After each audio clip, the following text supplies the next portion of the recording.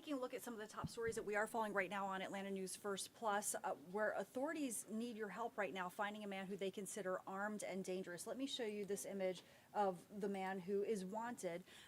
And, you know, right now there is a search for this man after his girlfriend was actually found shot to death in a Roswell ditch. So this man is accused of actually killing his girlfriend and dumping her body in a ditch in Roswell.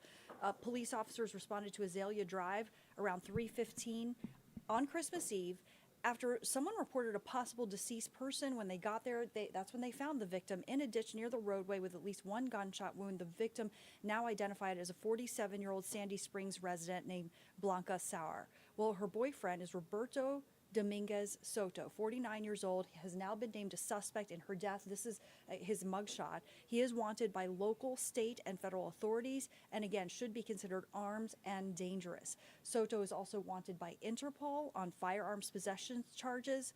If you have any information about where he might be or the circumstances surrounding this incident, of course, you are asked to please contact Roswell police, also through Crime Stoppers. I want to point you to our top story here on AtlantaNewsFirst.com so you can actually see, and because we actually have another image of this suspect on our website as well. Let me just scroll down so you can take a look at that, and there you can get the latest information on this search. And hopefully, you know, if someone has information, please come forward with that. I also want to get you to this story now in Paulding County, where look at this video of where a home was fully engulfed in flames. That home now destroyed, and crews battled this fire for hours in Hiram at Highway 92 in Nebo Road. Sarah Hammond has much more on the investigation. Someone driving down Nebo Road around 5:30 Thursday morning saw flames covering this house and called 911, according to the Paulding County Fire Department. And this is the scene from above as the fire broke out overnight. 7 units responded to what appeared to be a vacant home that had already collapsed due to the fire and made it difficult to fight. According to Deputy Chief Newsom with Paulding County Fire and Rescue, because of the intensity of the flames, firefighters could not search the home for anyone who might have been inside until it was under control. Department officials say there was no power going to the house, and firefighters searched the collapsed structure once the fire was out to ensure no one was inside. They cleared the scene about 5 hours after they arrived.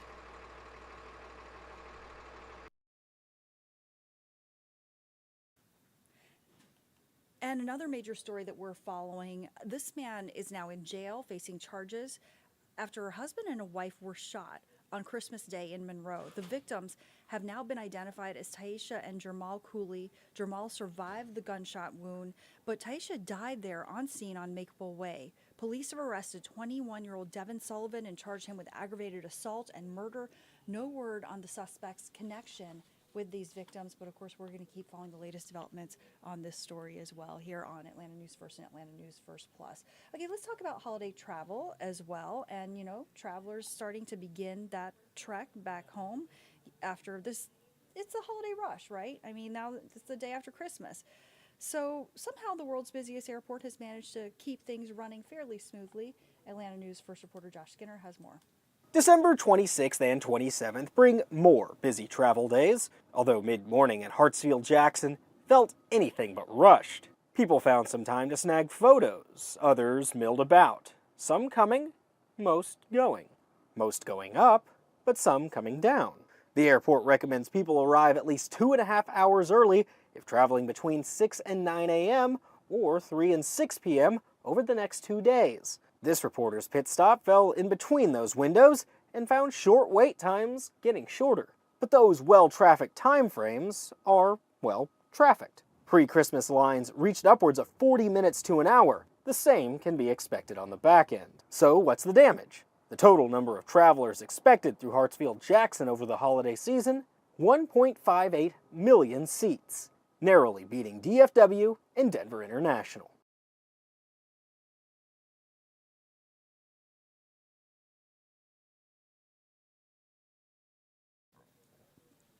And just days away from the start of a new month and a new year, well, get ready, Georgia Power customers, you're going to have to pay more each month.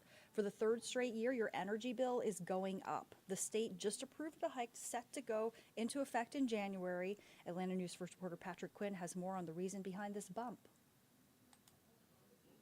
On the cusp of the new year, a lot is unknown, but what we do know for 2025 is your Georgia Power bill will go up. No one wants a rate increase, but in order to keep the grid going, we have to fund it. Tim Echols and the Georgia Public Service Commission, made up of all Republicans, just approved a 3.5% rate increase going into effect in January. And as much as you hate having your power bill go up a few dollars, you would really hate rolling blackouts. Georgia Power told me for the average house who uses 1,000 kilowatts of energy, your power bill will go up by roughly $5.85 each month. Everything's pretty much just doubling now, so Christmas is going to be a little bit tight this year for everybody in my family. For many customers like Marcus, it's not that this is an increase, it's another increase. This is the third consecutive year Georgia Power customers have seen a rate increase on their Georgia Power bill, a plan approved in 2022. I mean, there's really nothing I can do about it, like I say. You're going to pay it. Yeah, I got to pay it. I need my life, so I got to eat. This specific rate increase, what will cost Georgians $306 million, will help maintain the electric grid statewide. But should consumers be the ones picking up the tab?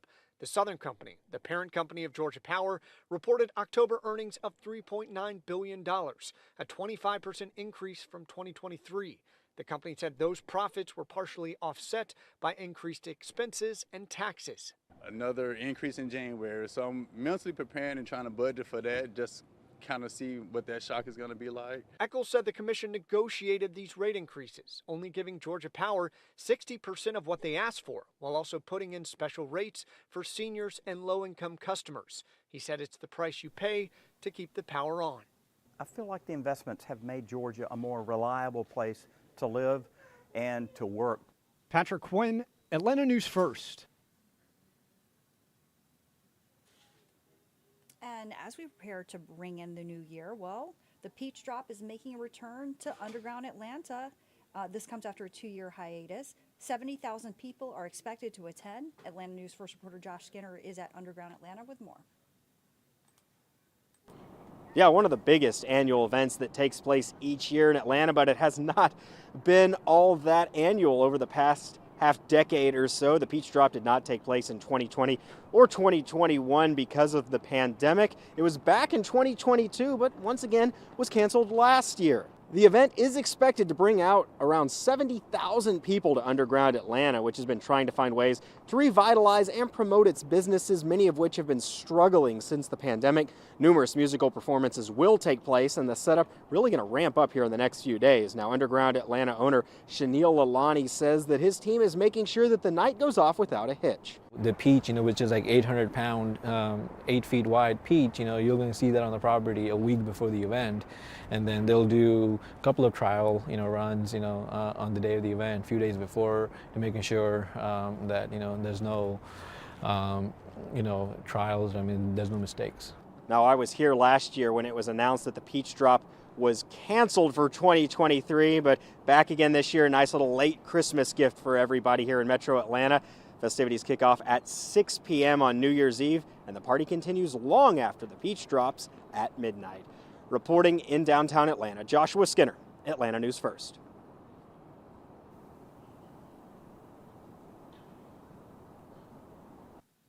And today also marks the first day of the week-long celebration of Kwanzaa. It was created in 1966 as a non-religious way for African Americans to reconnect with ancestral roots. It's celebrated each year from December 26th to January 1st. A candle is lit each night on a 7-branch candelabra called the Kinara. And the candles include 1 black, 3 red, 3 green to represent the people, the struggle, and the future. Gifts often given to children to celebrate this occasion as well.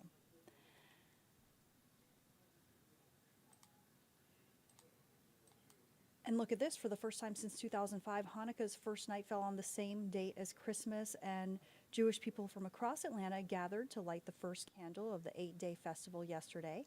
Atlanta News First Blake Devine was at one event in Alpharetta, sharing why the holiday means even more to the community this year. Hanukkah is unique in the Jewish calendar in that it has a specific emphasis on taking the story and the message of Hanukkah to the public. That's why we do things like this. On the first night of Hanukkah, Rabbi Hershey Minkowitz says his people have overcome obstacles, including acts of anti-Semitism in America and an ongoing war overseas. Our holidays haven't really been the same because we have a hole in our heart. You know, we still have some of our own brothers and sisters that are being held hostage in inhumane conditions and horrendous conditions. So it's been very difficult.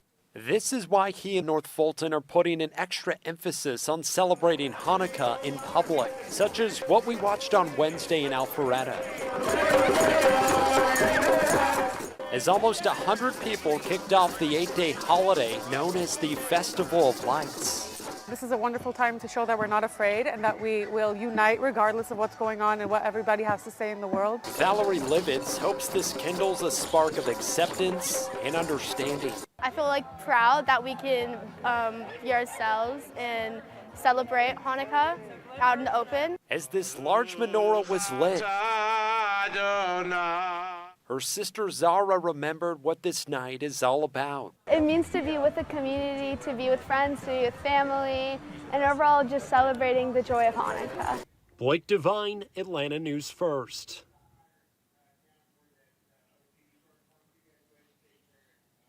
And of course, Christmas is over, but the magic of lights is still alive at Dixie Motor Speedway in Woodstock. Atlanta News First is proud to be the media partner of Magic of Lights this year, and you can scan the QR code to go to a dedicated page on atlantanewsfirst.com, and that is where you can buy tickets to Magic of Lights.